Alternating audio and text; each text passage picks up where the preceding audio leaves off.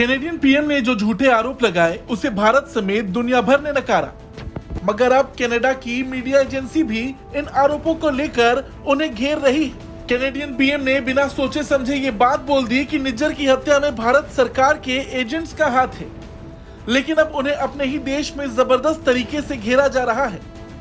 वैसे Trudeau poles में अपने विपक्षियों से लगातार पिछड़ रहे हैं, और तो और कनाडा में ये बात शुरू भी हो गई है कि देश में तेजी से गिरती लोकप्रियता के बीच ट्रूडो ने ये मुद्दा जानबूझकर उठाया, और अगर वो इसे सही साबित नहीं कर पाए तो घरेलू और वैश्विक पटल पर बहुत बदनामी होगी। वहीं कैनेडियन मीडिया का एक बड़ा वर्ग कह रहा है कि ट्रूडो ने पोल्स में गिरती रैंकिंग और अपनी घरेलू राजनीति को साधने के लिए इस मुद्दे का इस्तेमाल करने में जल्दबाजी कर दी है।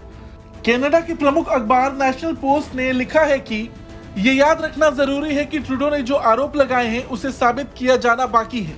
कनाडा के लोगों को वो अब तक कोई सबूत दिखाने में नाकाम रहे हैं। अगर ऐसी बात सामने आती है कि ट्रूडो ने इस तूफान को बिना किसी सबूत के खड़ा किया है तो ये घरेलू और वैश्विक प्रभाव के लिए शर्मनाक बात होगी।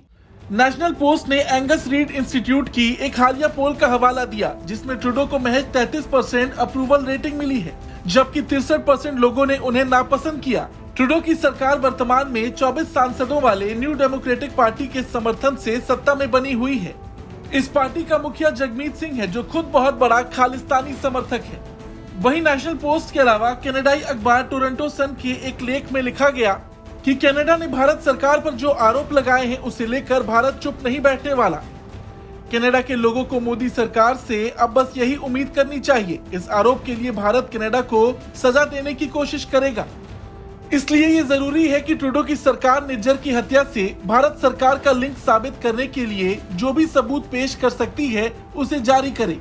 हरदीप सिंह निज्जर को लेकर स्पष्ट रहने की जरूरत है कि वो कोई संत नहीं था, और अगर वो आतंकवादी जैसा कि भारत सरकार दावा कर रही है तो इसका फैसला अदालत को करना चाहिए था। अगर भारत सरकार उसकी हत्या के पीछे है और अगर अभी भी ट्रूडो की सरकार अपने कहे पर कायम है तो भारत को जवाबदेह ठहराया जाना चाहिए। मोदी सरकार के पास अगर निज्जर के अपराधों से जोड़ने के सबूत थे तो उन सबूतों को कनाडा की अदालत में पेश करके उसके प्रत्यर्थ के लिए कानूनी कार्रवाई का सामना करना चाहिए था।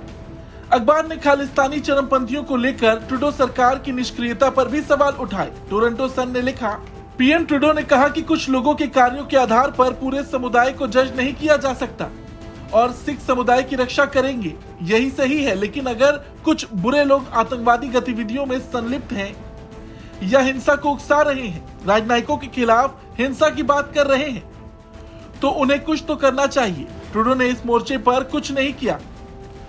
उन्होंने खालिस्तानी आंदोलन में चरमपंथी तत्वों से निपटने की कोई कोशिश नहीं की है, जो मातृभूमि की वकालत करने से आगे बढ़कर हिंसा को बढ़ावा देते हैं।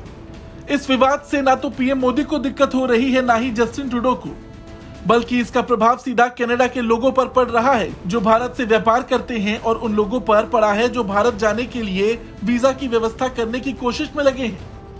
अब समय आ गया है कि नेता अंतर्राष्ट्रीय पोकर खेलना बंद कर दें और अपने पत्ते मेज पर रख दें। देखा जाए तो कहीं ना कहीं खुद के ही देश ने कनाडा के पीएम की पोल खोलकर रख दी है। खुद का राजनीतिक करियर बचाने के लिए ट्रूडो ने पूरे देश की इज्जत दांव पर लगा दी। इधर भारत भी लगातार सख्ती कर रहा है और कनाडा और खालिस्तानियों दोनों के खिलाफ सख्त कदम उठा रहा। एनआईए के सूत्रों से एक नई लिस्ट जारी की गई जिसमें 19 खालिस्तानी आतंकवादियों के नाम सामने आए हैं। अब देखना यह है कि आगे क्या होता है, कनाडा क्या करेगा आगे। आपका क्या कुछ कहना है कमेंट करके जरूर बताएं। ब्यूरो रिपोर्ट, भारत तक।